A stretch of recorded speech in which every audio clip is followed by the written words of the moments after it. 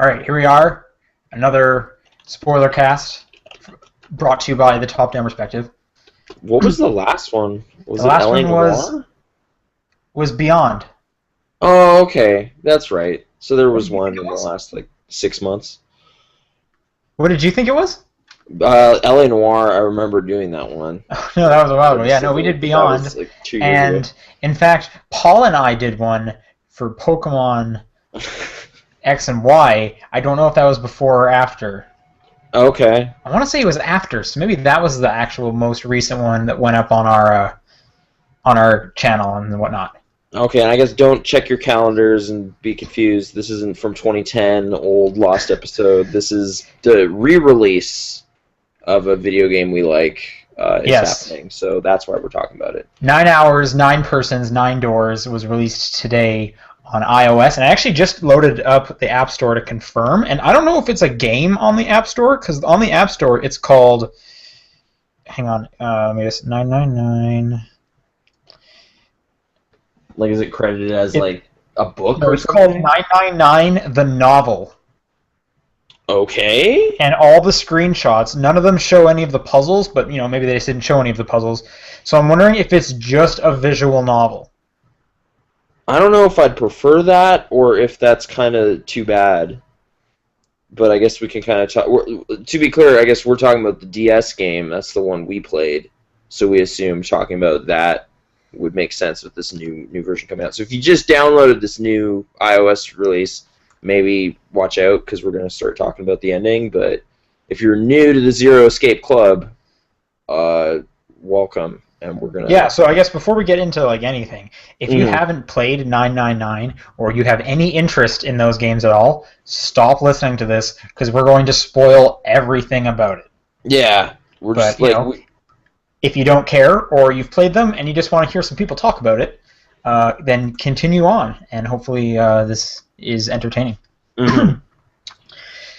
Now, I've played the sequel, but I'm gonna stop short of getting into that stuff because you haven't played it. Right.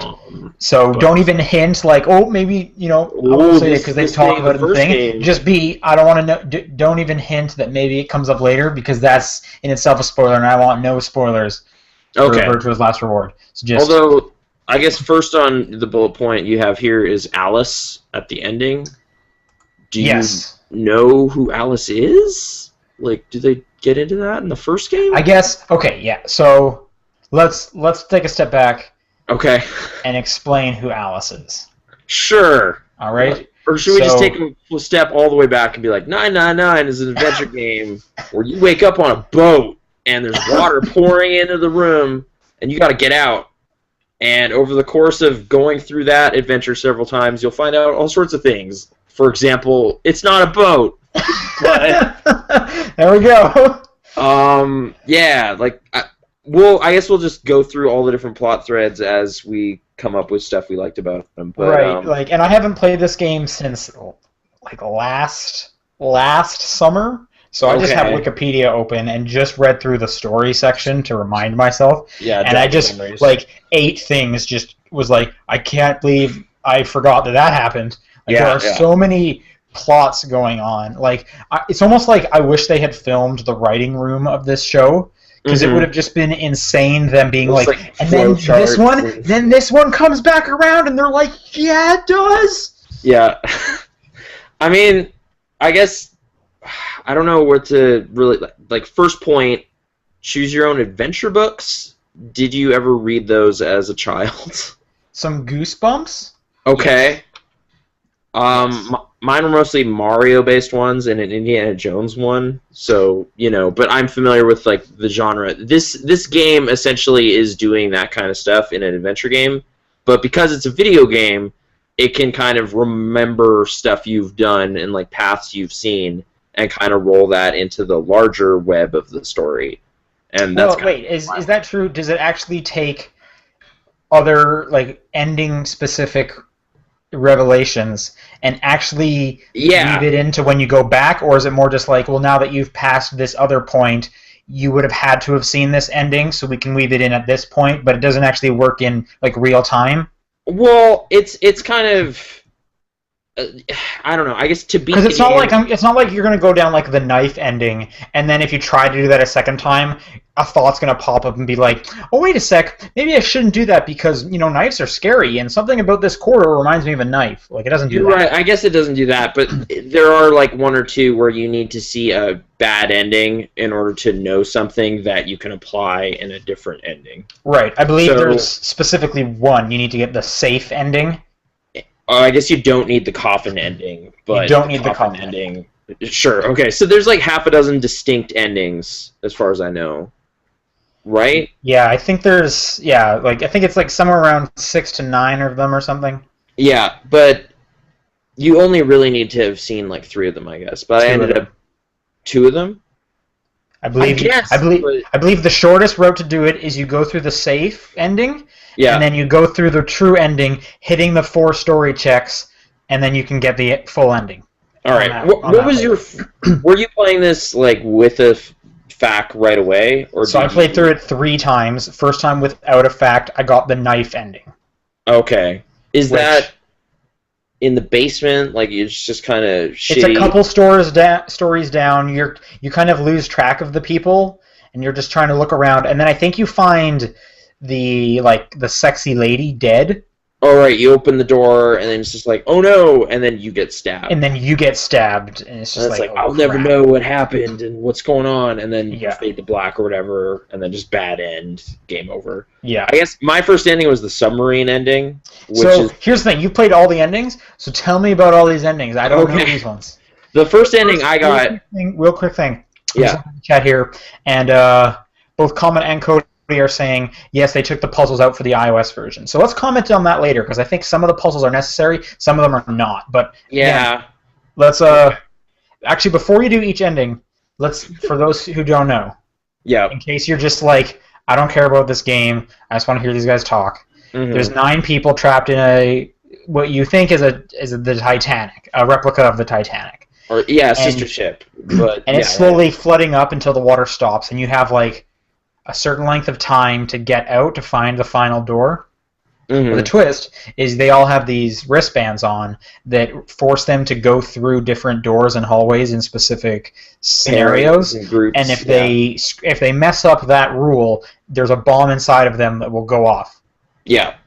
And that happens to one guy early on, so it's true that is a full-on threat. Yeah, to set the tone kind of and be like, no, this is high stakes. Like, it's honestly kind of reminds me of Saw or something. Yeah, like the movie, sure. Of just like, there's a psychotic killer and they're messing with all these people. Except these people aren't in there because they have some kind of vice that they need to like fully face in order to overcome it. No, but there's like some senses of mystery around some of the characters. Like Seven is one of the guys. I guess they all kind of go by what their number is, and that's who they refer to themselves as. But Seven's like a cop who has amnesia. Well, they all have nicknames, right? Like there's Snake, Santa. But they're all kind of derived have one. From their they're usually derived from their numbers. Except Junpei, the character you play as, his name is kind of just revealed, so they're just like, don't worry about it.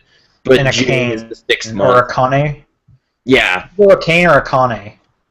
Kane, I guess. Okay. Clover, because 4-leaf clover, like they kind of just come up with these nicknames. But and I guess it's a nonary game, and that's the name of it. Yeah. And there's these kind of creepy doors with not blood, but like red paint numbers on them, and they're kind of ominous. And but okay, so the first ending I got was called the submarine ending, and it was just me kind of blindly playing the game, trying to figure out what goes on. And that ending is just like everybody dies, like just you. So what happens? When does that like start? Where are you in the story?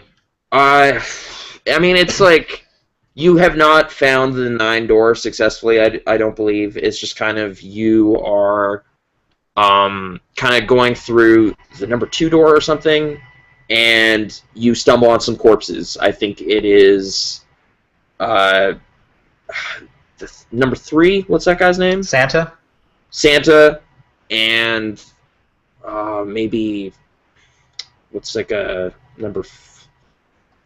No, it's not 7. Whatever. You find a pair of dead bodies, and then you go through a door, and you find June, and you freak out, and you're really sad. And then you double back and find another dead body or something. Like, it's just like everything's going wrong.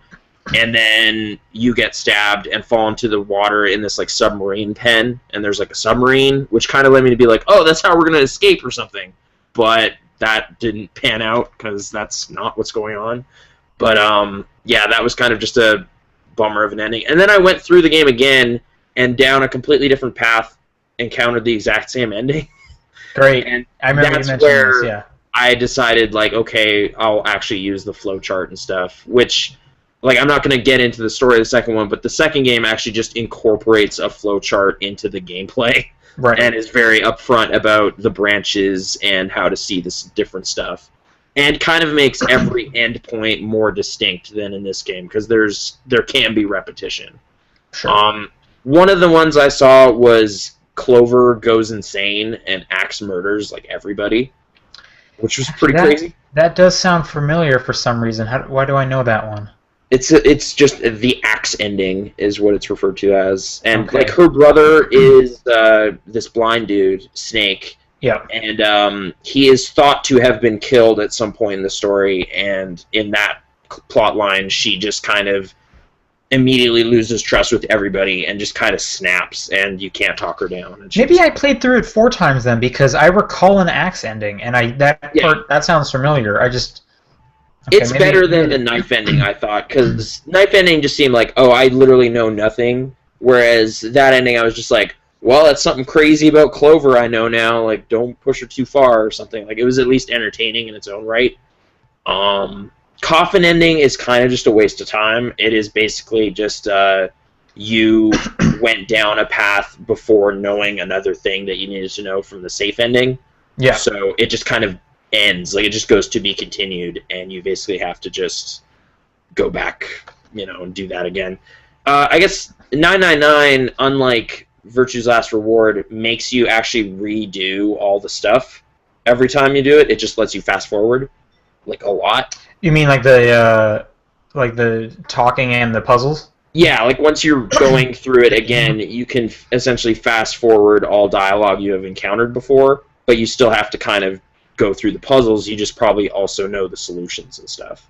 Sure. Which, I mean, I got used to that, and I thought that was kind of a neat way of doing it, but that kind of was a bit of a stumbling block in the sequel, but that's not material to this. I like the kind of just the setup of this one quite a bit. Like, just the idea of being on a spooky ship for some reason just kind of got me, like, I got caught up in it. Like, the music, and then just kind of, like, some of the points where a character will just kind of like, hey, did you ever hear about the sister ships of the Titanic? And you're just like, what? And then they'll just kind of, like, have a little mini story where they tell you, like, this weird But they all come back. Like, they all relate somehow. Yeah, like, they're all kind of, like, important bits of the larger puzzle. Or, like, ultimately a lot of it revolves around ESP experiments, like weird psycho, like, I don't know, to telekinetic kind of experimentation, trying to, like, force people to be able to communicate with their minds. And that is kind of slowly, like, hypothesized. Resonance communication. Okay. Yeah, and, like, that's kind of, like, the justification for why your character remembers things that happened in a bad path or whatever. So, like, how he can know a code to a door that you saw before as the player, but then you went back in time because that guy died. And right, which is the entire point of why there's a safe ending that you need to see before the second one. Because if you think about it, the safe ending, from what I recall, it doesn't even end with people dying. It just kind of ends with him going like, we've all run out of time, like, what do we do? We're going to be trapped here, and then him just being like, but wait, I feel like someone's talking to me. And then it just kind of goes to black or something. Yeah, and that's like future him essentially knowing this stuff, and there'll be kind of revelations that you shouldn't be able to make, and characters kind of question it and stuff. I guess in that way I felt that's what I meant when it's like a book that kind of actually has payoff for going down bad paths. Like, it can actually make that part of what's going on, as opposed to just being like a morbid curiosity thing. Like, the knife ending and the Clover ending seem like they are kind of just morbid curiosity, like, oh, I went down this path and then something bad happened, I got axed. But with some of them, it's like, well, no, actually, like, this is part of this psycho, like, this weird experiment going on, and that ends up ultimately paying off, right? Because isn't Akane, like, or isn't your friend actually put this in motion? or something. So again, I had forgotten a ton of it. Yeah. But reading it again, for the longest time, you think the bad guy is Ace. Santa? No, it's Ace. Santa's the actual bad guy. You think it's Ace because he's the head of the pharmaceutical company, which is like the one that was putting these on and stuff, and he's just a bad person. So you're like, oh, he's clearly the one. And he's the one who killed Nine at the very beginning and took his bracelet and stuff.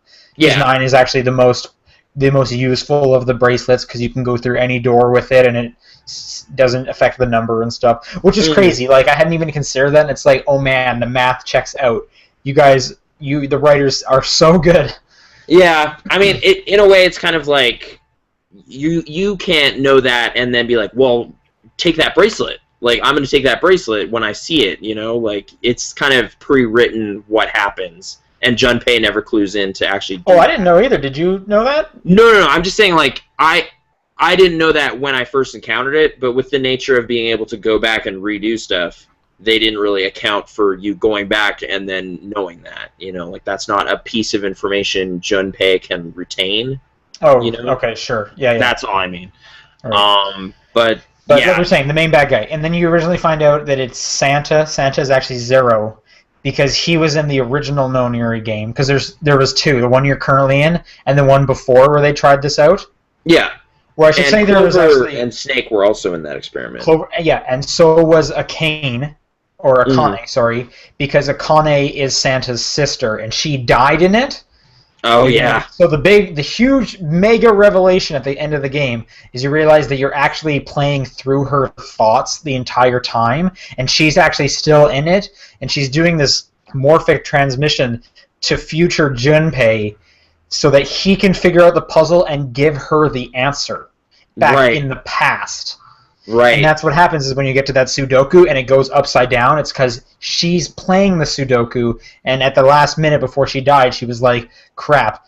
So there's basically two timelines. There's Junpei's timeline where Akane did die on the No-Nuri game, and now Santa's obsessed and angry about that, so he makes another one hoping this will work. And then there's the timeline which I guess is, I don't know if that's the actual present, but it's Akane just before she does get burned in the incinerator, getting the thoughts from Junpei in the future, which he thought was the present. And this game is bananas. Yeah, that was I actually did really like the way they used the two screens in that, because it's like Akane on one screen and then Junpei on the other, and it's like this weird kind of, you have to, it does ultimately, like, defusing the bomb just before the last second kind of thing is you playing Sudoku, which is super stupid.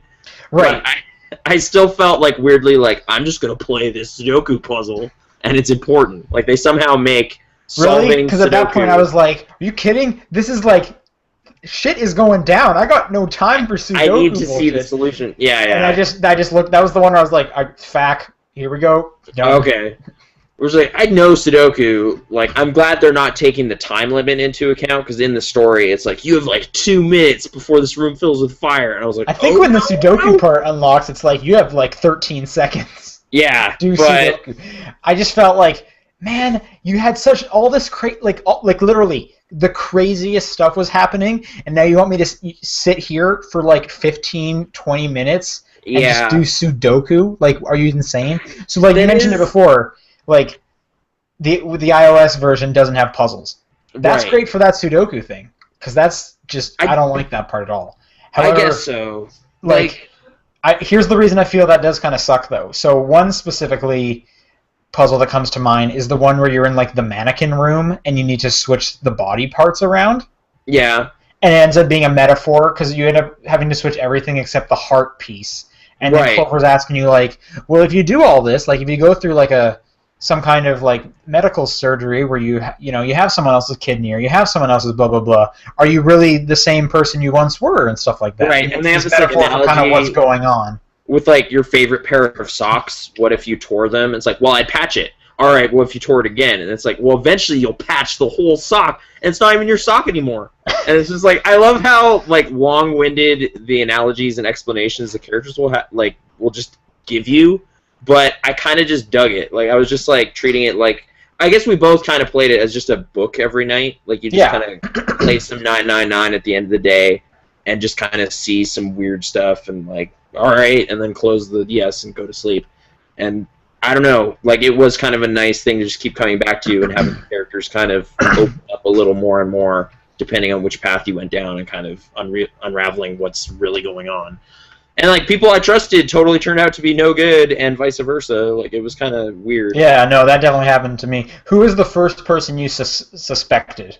Was just not like, I mean, Santa seemed really dubious, but the first person I thought was like, you're no good. It was the sexy lady, so I was just like, I could see it. She's weird. Oh, yeah.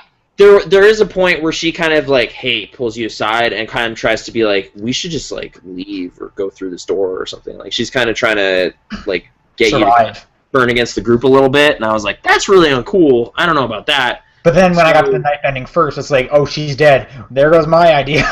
Yeah. But, I mean, Santa, even though we're saying he's kind of the bad guy, he has, like, a good reason. Ace is just kind of a selfish dirtbag, you know? Like, right. He's kind of the actual antagonist in a way. Well, like, to be fair, if you think of it from his perspective, he was knocked out by Santa as well. Yeah. But that's only because Ace was part of the team that killed Akane in the past timeline. Right. Magic. Like and like the way that mystery is slowly revealed too, with like just kind of the other corpses in the ship and like weird old pictures you'll find and stuff like that. That's just kind of cool. But I guess, sorry, you were talking about like the puzzle where you're switching out the body parts and stuff. Every now and then, yeah, like a puzzle in this game actually felt like kind of cool, like kind of story relative, like related. Right. I'm actually blanking to think if there's any others.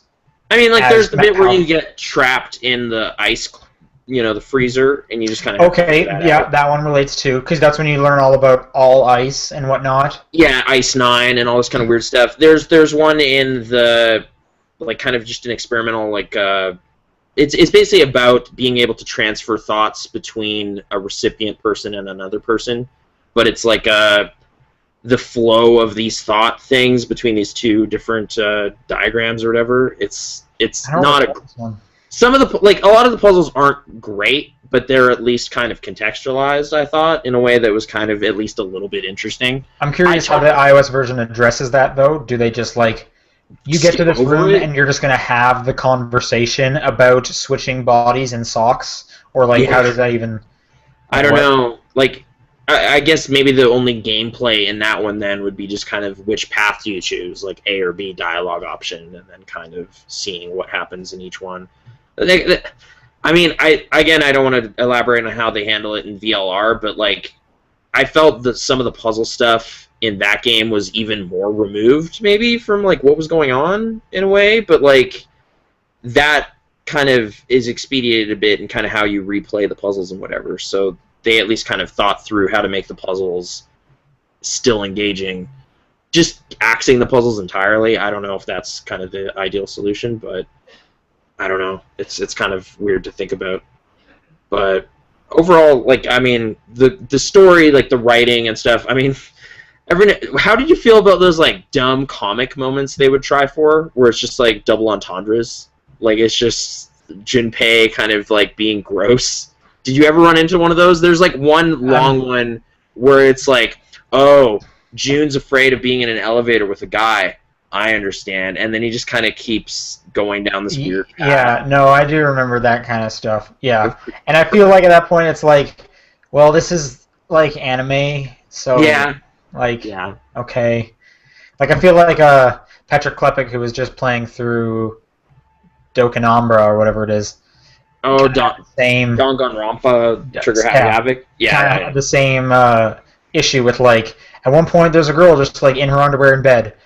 It doesn't help anything, but, you know, this is a Japanese game, and it's like, yeah, that's a bummer that kind of has to be in there. Like, the sexy lady we're talking about the whole time, just for no good reason, she's in, like, a bikini for the whole game.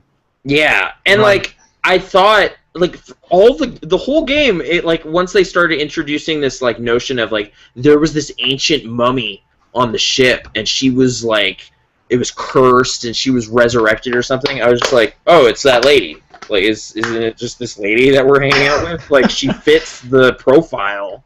Like, is that what's going on? I never thought that, but that's like funny. Because it was doofy, but I was like, this game's already pretty doofy, so is that what's going to happen? And then at the end, when like Alice is there in the desert, like the obvious kind of thing is just like, oh, is that just that lady? Like, is that just the mummy was just there? So like, yeah, you mentioned this earlier on the episode here. Yeah. I didn't know who that was. I was like, who the hell is showing up? Who is this lady? Yeah, just hitchhiking in the desert. I think I ended up looking up stuff like, I just wanted to read more about the ending of 999 and whatnot, and someone mentioned that that's Alice, and I was like, oh, of course it's Alice. Okay. So we mentioned we would explain what Alice is. So, like I said, throughout the whole story, you're hearing other random stories, and one of them is you're hearing the final survivor, Alice of the Titanic, was actually frozen on the Titanic. Yeah. The Titanic's replica was actually bought, or the real Titanic was bought, or something like that. And this is literally like the Titanic. Yeah. About, but the replica is apparently a ship that's identical to the Titanic. That was kind of one of my favorite things that happened with this game, is like, I was like, they have these almost like conspiracy theory type moments where it's just like, dude, did you know about this? And then I was like, all right, check Wikipedia. There actually are sister ships of the Titanic. Like the ships they name drop are basically real.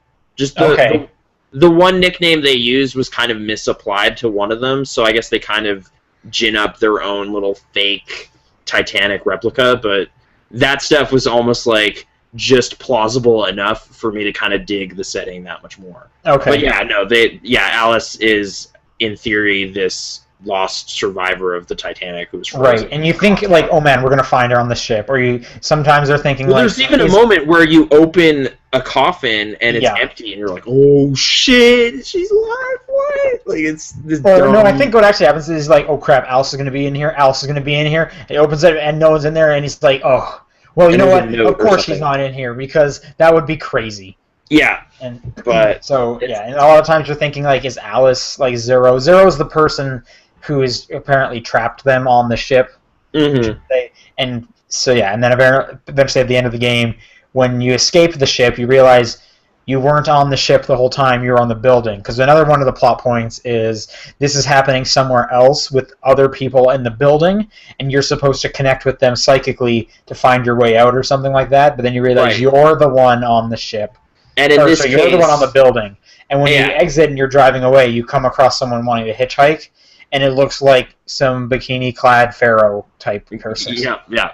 And I guess in this case, the alternate, like the other 9 people you're connecting with, is that like parallel timeline, like that other timeline group or whatever, like the past, right? Yeah. Like, I don't think there's actually a new batch of people somewhere. But yeah, I don't like, just for like creating a bunch of fiction out of nothing, like just an original idea. I was like really caught up in like how much just dumb stuff they kind of make work in a weird, doofy sci-fi kind of way. It was fun to. So here's a question I have, because it doesn't mention it in the story thing. And maybe you remember it. Yeah. So if June is Santa's sister, how come he never addresses her? Yeah, like I guess that was kind of a thing, like late reveal of just like, wait, if she wasn't even there, like the whole. Is she not there? Is that the thing? Is that what I'm getting? Well, I mean, like Junpei is seeing her in his timeline, so like I guess it's like ideal, like in. The notion is the timelines are kind of blurring, and it's because that's your perspective on it. Like, there are events you are seeing that actually didn't happen in the contemporary timeline. Okay, yes. So was there not actually 9 people in Junpei's timeline? Like, who had the number 5 or the number 6 bracelet? Yeah, like that's kind of a question mark for me, is like, who could have been standing in for number 6? Like, because there functionally was a number 6 to open the doors and stuff. Exactly, yeah. So I'm correct in just there's a plot hole here or whatever? Maybe that's a plot hole, or maybe it's like this weird, like, kind of Back to the Future type thing where it's just like, well, she could exist in this timeline, and she would need to be there in order to make it all not a paradox. But if you fail, it's a paradox, and she won't exist, and it'll break. But if she's there, why is the Santa just being like, oh, sweet, you're alive? Well, because like it's not. They need to go through the whole game in order to confirm she is saved, and then she'll exist in the future timeline for sure. I feel like either we missed something in the writing, because everything else they're like bulletproof on their storytelling. Yeah. I feel like this is something they wouldn't have messed up. So I want to assume maybe it's just something. Or, hey, maybe, Zero Escape 3. There will be a Zero Escape 3, ideally, and there are some amazing things that need to happen in that game, but you need to play Virtue's Last Reward, and I don't want to get into exactly what that means or what the ties are. I mean, if you just look at the box art, there's a few people that you'd be like, oh, interesting, but even then, I won't go down that, I guess. So, okay, another question I have that was brought up when I was reading the story summary. Yeah. It mentions the number of people that were in the original one, and the children included Snake and Clover, Santa, and Akane. Mm-hmm. Here's the part that I don't recall, as well as Lotus's children, twins Nona and Ina, or Ine. Oh, okay. Is that just maybe some information that was revealed in another ending or something? I don't recall her ever being a mother. Or Lotus being a mother, you mean? Yeah, Lotus is the sexy lady we were talking about. Yeah, number 8. No, yeah, she does talk at some point about her daughters being missing and whatnot, so I guess that was from that case, and that's why she's kind of determined to find out some stuff or whatever, so okay. That plot thread doesn't go a lot of places, but that is in the game somewhere. I just don't remember where. It's been a few months, and I've played the follow-up, so there's information blending together, so I'm trying to be careful, but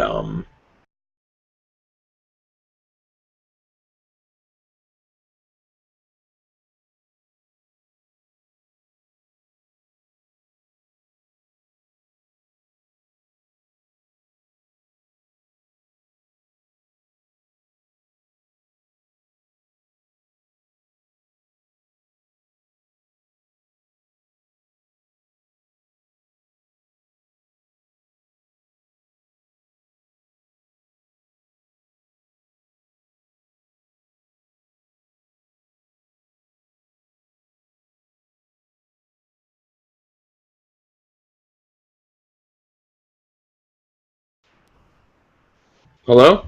Hey. Okay, I stopped the recording, so we're gonna have to do another one.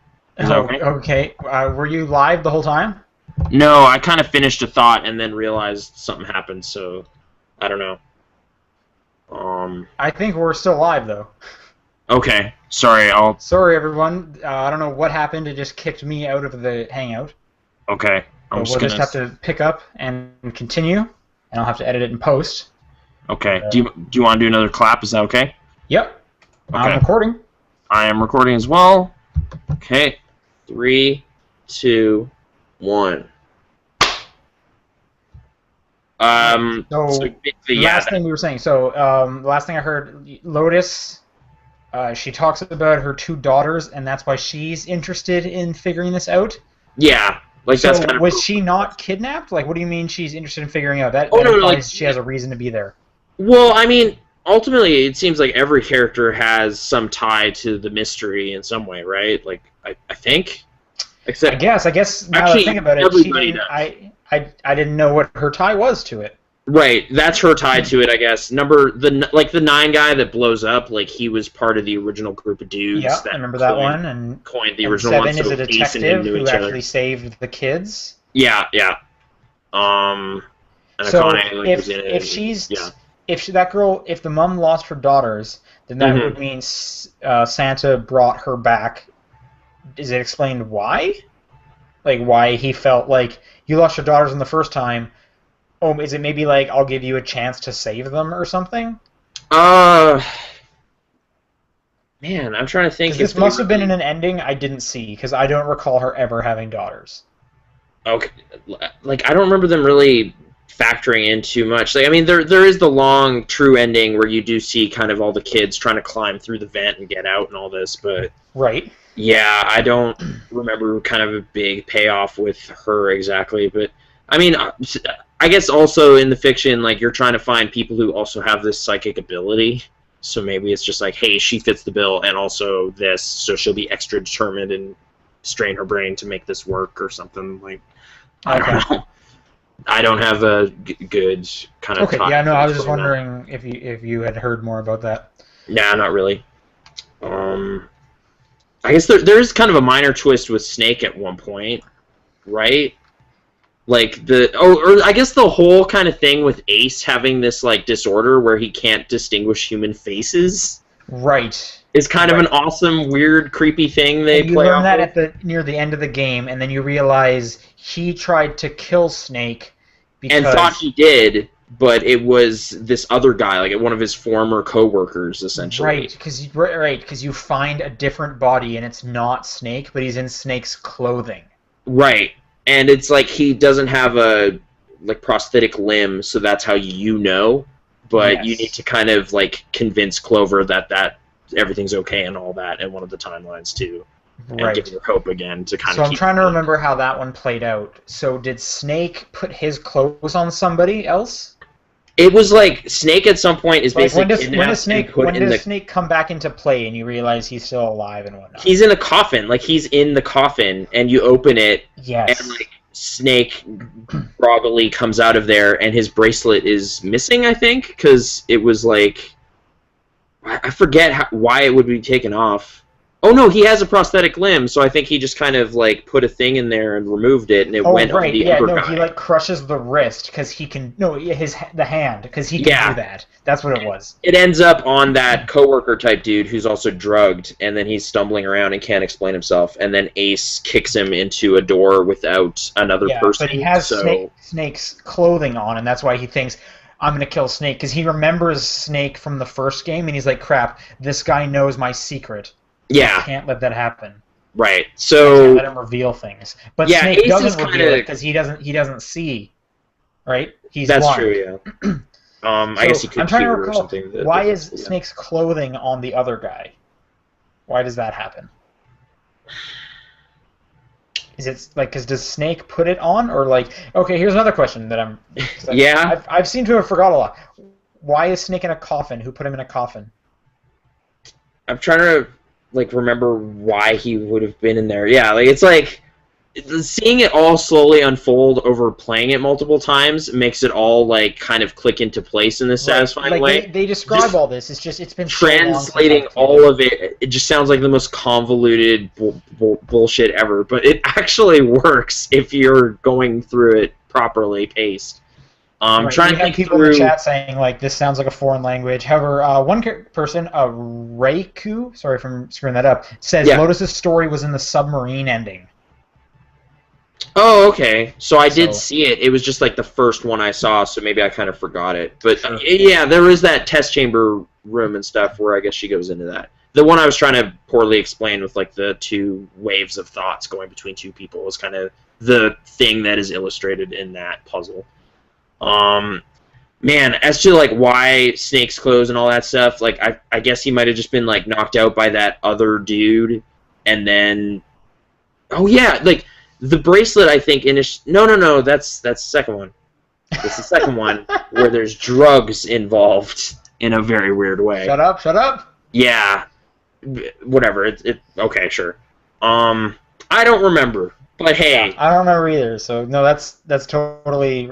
I wasn't mad at it when it happened, so I don't remember being outraged at any significant plot problem, other than just it kind of really swings through the fences in ridiculousness at some point. But I was kind of happy with that. I guess it kind of reminded me, this whole series so far has kind of reminded me of the same feeling I had playing Ghost Trick. At the end. Yeah, no, I wanted to bring up Ghost Trick specifically because it's another great example of we've had a ton of stories going on.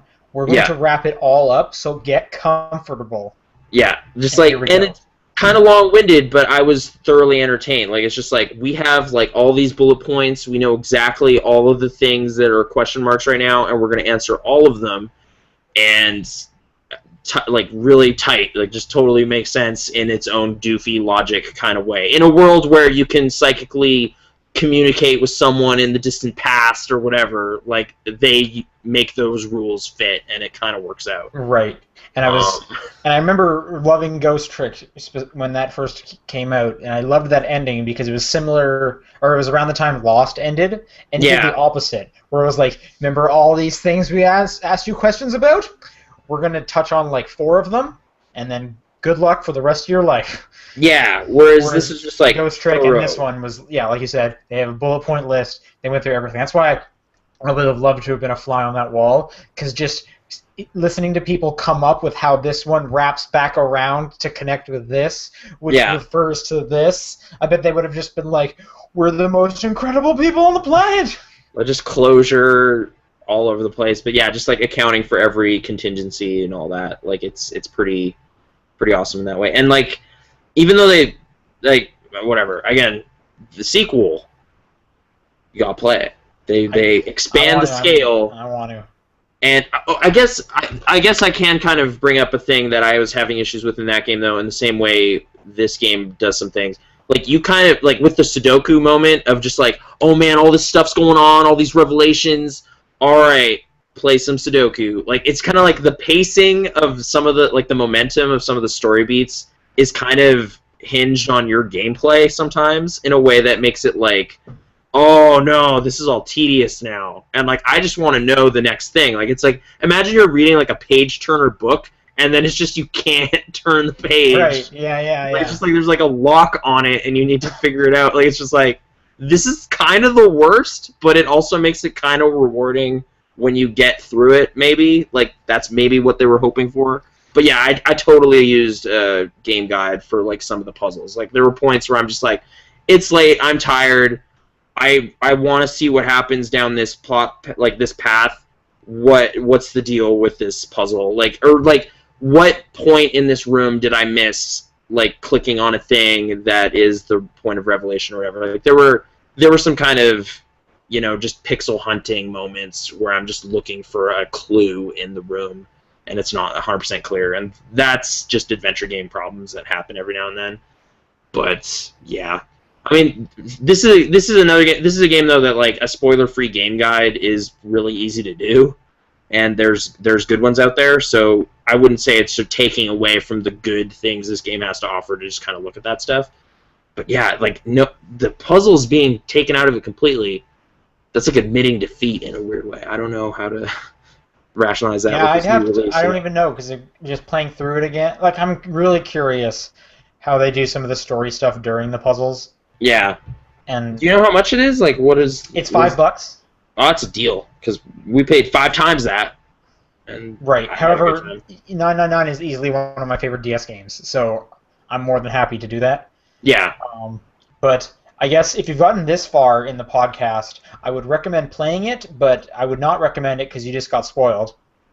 I guess, yeah. It is kind of one of those unfortunate things where it's like, even now, like, once I've gone through it as thoroughly as I have, like, I don't think I could ever really play it again. Like, it's kind of one of those like, you know, it's like I've heard this mystery before. It's exactly. Like, yeah, it's a mystery. Like, there's no point. Like, even me, who I haven't seen the other endings, but once I got to the final, I was like, I'm good. I don't really need to know any of you guys wrap things up. Mm-hmm. Like, there's no more question, so like, I don't want any more. Actually, yeah, that's kind of how I paced out my playthrough, too. Like, there was a point where I was like, well, I have all the stuff I need to go down the final path, but there's 2 more endings I haven't seen, and I know if I go through the final ending, I'll never care again. Right. I just won't care. So I was like, I'm just going to spend, like, the hour or 2 or whatever to make that happen and kind of just see what they are. And one of them was the knife ending, which was pretty lame. But I don't know. I still felt like I did it with the VLR too. Like, I saw every single point on the grid because I might do that this time. Sufficiently curious. Significant story-related stuff. I might actually do that this time. We'll see. Yeah. And with the ability to jump on the flowchart, like, that makes that way less tedious. Like, the way I was actually playing the second one like the first one, and if it was just like that, it would be the most tedious game in the world because there's like 36 paths that you need to then solve the puzzle like 12 times to go down this route just to change your answer. Like, that would be terrible. And what was really annoying about the puzzle stuff in 999 when you did it the second time is you couldn't fast forward through it. So it's like, okay, I know that the key is in this locker. but I know that to get to the locker, I have to look in the mirror and think about my face, and then I need to go look at the bed, and then I need to check everything in the bed before it'll let me check the pillow, and then it'll let me take the pillow apart, and then I'll get the code so that I can open up the briefcase, so that I can look at the 2 numbers upside down, and then match it with this clue, and then it'll let me open up the locker, and I can get out of here. And it was just like, oh my god, stop it. Stop it. Like, I almost wish, they just took it like, you have solved this puzzle before, you can fast forward this puzzle, as well. Just hold the button, and Junpei gets out of the first It just led to a lot of, like, okay, I'm going to look in the mirror, and then I'm going to hold fast forward for about 4 seconds, and then I'm going to go to the bed, and I'm going to hold fast forward for about 10 seconds, and then I'm going to touch this, where it's like, oh man, just let there be like, I've done this before, let me grab like the one thing and get out of this room. Honestly, though, like, just in general, I love that this kind of branch of adventure games is, like, taking people want to play it again into account or something. Like, it's almost making it, like, if you're compulsive about how you play video games that you like, it, like, rewards that, like, bad compulsion. Because it's just like, that's the story. If you want to see the whole story, you need to do that. And it's like, okay, I was going to do that anyway because you got me already. So, like, it fits how I play stuff. Like, arguably, though, those people are in the minority, so I understand why this game is in the minority. And it is kind of a niche game that, unfortunately, isn't selling super great, and that's why, like, the third one is kind of in question. But I guess, like, I should buy this port then, and that's my way of voting yes on more. To be fair, you didn't buy the second game either. That's true. I just plussed it. So you're right. So and it's no I'm good. thinking about it now, I should probably buy it. Like, I'll just buy this. Well, I have the version. Vita version. I should go buy the 3DS version because then I have both. Yeah, and then you can get it autographed. I don't know if you have a physical copy. I don't know. I've been really, really taken with this series. Like, it's only existed for the past like 4 years or whatever. 2010 or 2009 did this? I think it was 9. Okay, so like 5 years, but it's I don't know. It fits how I like to play games, but it's still a very scripted adventure game. I don't know how to really get into that without comparing to other games, which I've done at length on top-down perspective and stuff, so I won't really do that. And again, I feel like, maybe one day in the future I'll forget the majority of this, and I might play through it again. Yeah, like, it's just like I'm looking back on Ghost Trick, which is probably like my other favorite DS game that is story heavy. And I forget almost everything of what happens in that, except maybe like the big twist at the end. Sure, so but it's almost if the characters long enough where I don't know enough about Ghost Trick, where it's like I could sit down and arguably rediscover things. I mean, I did that with LucasArts adventure games I liked. Like, a decade plus, I would play Day of the Tentacle again, and it's all kind of almost new again. Like, you basically vaguely remember some of the answers, and, like, it's kind of got a, like, decent, simple art style that you wouldn't be horribly dated in the future, right? Right, yeah, for sure. So it's just anime, like manga or something, so... Yeah. Sure, like 5 years from now... That game, it ends on, like, Christmas Eve, and they're having, like, a nice big turkey, and it's like, that sounds like an awesome thing to play through on Christmas break, which is what I did, and that sounds like a great time. Is this Ghost Trick? It ends with Christmas turkey? Yeah. Okay. They're having it's like Christmas Eve. They're having a big dinner where everyone's there. Mm-hmm. But this is not a Ghost Trick spoiler cast, so... It's not, so I guess we won't get into some of the amazing revelations in that game, too. But, yeah. Like, plot twists can be kind of just like a cheap surprise kind of thing, but I don't know. I felt this game kind of slowly revealed enough of it that it was kind of just fun to see play out. Like, it was just a, goofy, lighthearted... Well, not lighthearted. It's still got some dark stuff going on, but I don't know. Fun adventure of sorts. Right, so but if you don't like visual novels, this game's not for you.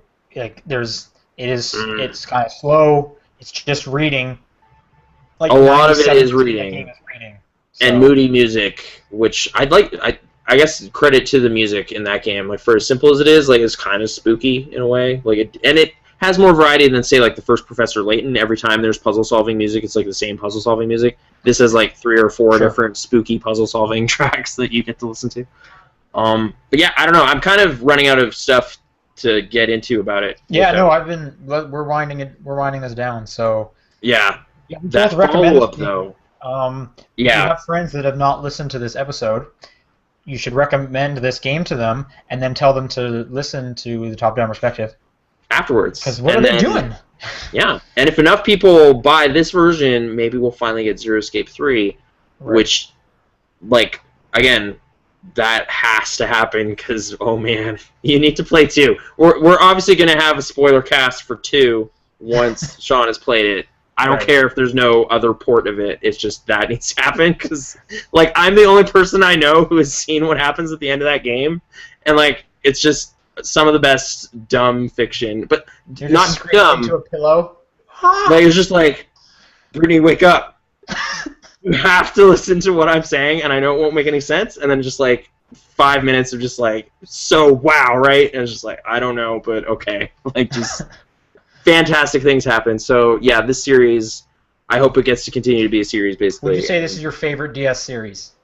Well, I mean, it's not all on the DS. It's not all on the DS. I guess actually, yeah, like that actually came up on Pixel Response. There was someone asking for our favorite portable games by system, and it was on my DS list of just kind of like that was like maybe it's just because I played it really recently, but that was like a really neat thing that happened.